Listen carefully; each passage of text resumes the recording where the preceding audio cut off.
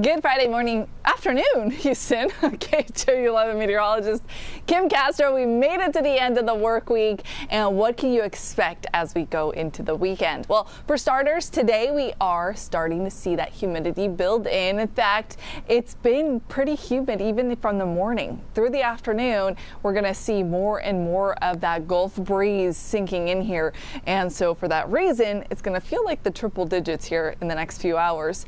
Tomorrow, that building humidity actually gives way to some building rain chances, and I think by Sunday we could see some heavier downpours. It's all for a good cause. By next week, the front clears out of here and we lower the rain chances. We also lower humidity. So let's start with humidity, because I know that's always a big talker. The last few days it's been a little lower than normal, and people have definitely made note of it. So I'm happy to bring that back into the picture as we head into next week. But for today, the dew point is in the 70s, and so it's a really tropical air mass. Tomorrow, very, very soupy. Then by Sunday, some rain-cooled air moves in, and slowly but surely, the dew points start dropping. Monday will be in the 60s range, not bad. Tuesday, that is when we hit the jackpot. Comfortable 60s for the dew point. That's nice. Air temperature right now, we're in the low 90s across the area. How hot does it feel though when you factor in that humidity? Well, 90 feels like 95 at Bush. At Hobby, 90 feels like 98, so there's even more humidity there closer to the Gulf. And you'll notice that we're getting pretty close to that feeling of the triple digits. In Sugar Land and in Conroe, it feels like 99 degrees outside. So not only is it oppressively hot, it is also a little bit pollen prone. So pollen is starting to increase. Ragweed this time of year is what gives us the biggest issues, and today it is in the high category, so are the mold spores. So if you're planning to spend time outside, don't forget hydration. Do not forget your allergy medication either. Grasses are in the low territory, that's good, but tree pollen is also moderate. Your high temperature today makes it up to 95, so we'll feel that right around 4 o'clock in the afternoon. Only a 10% chance to see some of these clouds out there give you a spotty shower. By tomorrow, we hike that up to a 40% chance, and then we culminate with a 60% chance for downpours on our Sunday. Notice temperatures are going to start to trickle down a little bit with a little of that rain-cooled air. So we'll max out at 90 degrees on Sunday. Where is the moisture coming from? Well, we've been talking about it, and Lorena is the source.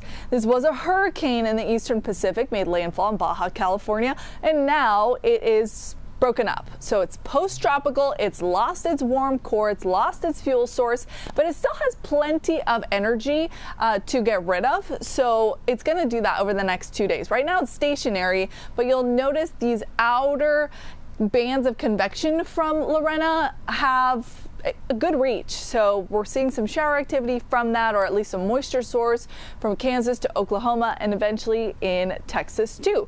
Not a ton of organized moisture. You'll notice the models don't have a lot of activity associated with it, but whatever's left over from Lorena will get used up. It won't go to waste because there is a front that's timing out to meet up with it. So by Sunday, both of these sources, so the front and the moisture from Lorena, meet up and bring us higher rain chances in Houston. So you'll notice the timestamp for that was on Sunday.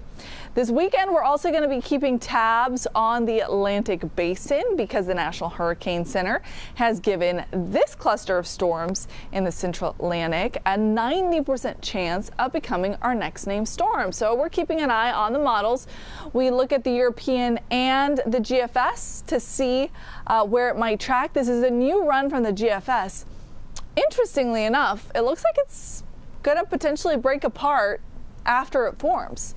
So this is an update because what I've been seeing the last few days is the Euro and the GFS were pretty incongruence. They were pretty in alignment with each other, saying that this would track towards the Lesser and Greater Antilles, and then what would happen from there was a little too far out to tell. Now this morning, what was interesting is the Euro kind of just let it fall apart.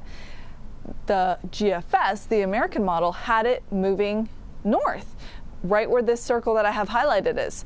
So this interesting run has it kind of breaking apart, which would be great. We want it to break apart. So watch for an update throughout our later newscast today and certainly into the weekend. I'd be interested to see if the models bring back that potential or hold steady.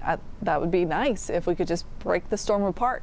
High temperature for today, like I said, 95. You'll notice, though there is cloud cover, I think it's just going to be a lot of humidity. We're going to stay pretty quiet through the night. If you have late Friday plans at 7 o'clock, it's still pretty warm. It's 90 degrees. How about after those dinner plans, if you're going to a comedy show, whatever you're doing this evening, by 10 p.m., you're at 84 degrees, and overnight temperatures are going to stay right around 79, 80.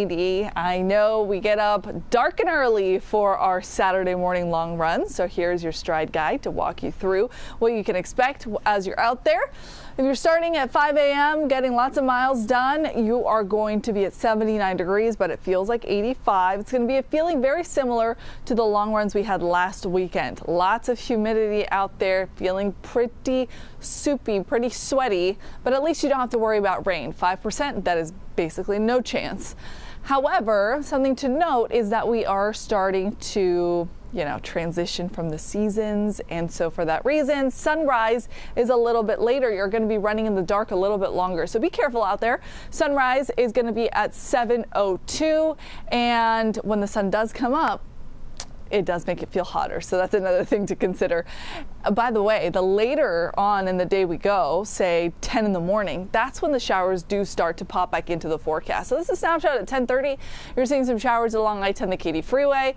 You're seeing some activity for our East Siders from Livingston, Cleveland, Liberty, Anahuac, and along the island too. So if your weekend plans were taking you there, you do need to carry an umbrella for your breakfast, your brunch plans, and through your lunch, some of these downpours are going to be closer towards the city center, even into your early evening plans. Now, Sunday morning, I think the shower activity gets going early. So that's a snapshot at 6:30. We're starting to see showers in the city center. So the loop and the beltway to the airport, you're going to see some downpours. We could see more of them in the afternoon, maybe around in the evening, and because of that, we've been flagged for the potential. The models aren't very aggressive on how much rain we're going to get or the accumulation, but there is a potential for there to be a few issues on the roads, high water spots, localized street flooding. It's a low risk. It's a marginal one on the 1 to 4 scale, but something I want you to at least have in the back of your mind, keep in your back pocket, that Sunday's going to be a day that you monitor just a little bit more closely. So there you have it. Rain chances increasing through the end of the weekend. Beyond that, we'll have a few lingering showers into your Monday morning commute. So again, something to note, maybe as you go to sleep this weekend, you set your alarm just a little bit earlier to give yourself a little extra time for that potential of you running into some slick spots and some slowdowns on Monday morning. Notice as rain chances are in the picture, temperatures come down a little bit, upper 80s to low 90s, so slightly below average for this time of year. And then we get the nice benefit of the front clearing out of the way. First and foremost, we are going to start to see those rain chances drop off, and then we will start to see the lower humidity as well. So my pick of the 7-day forecast is going to be on Tuesday. Why? Well, we start off in the 60s for morning lows. That'll be really nice. We top off at 90 with lots of sunshine, no rain, and much less humidity. Wednesday looks pretty similar to that, and then we'll reintroduce a small chance for an isolated shower on Thursday. Not too shabby. All right, our next newscast is 4 o'clock with meteorologist Chris Ramirez, and then we have our chief meteorologist David Paul. He will give you the evening updates at 5, 6, and 10 o'clock. Have a happy Friday and a great weekend.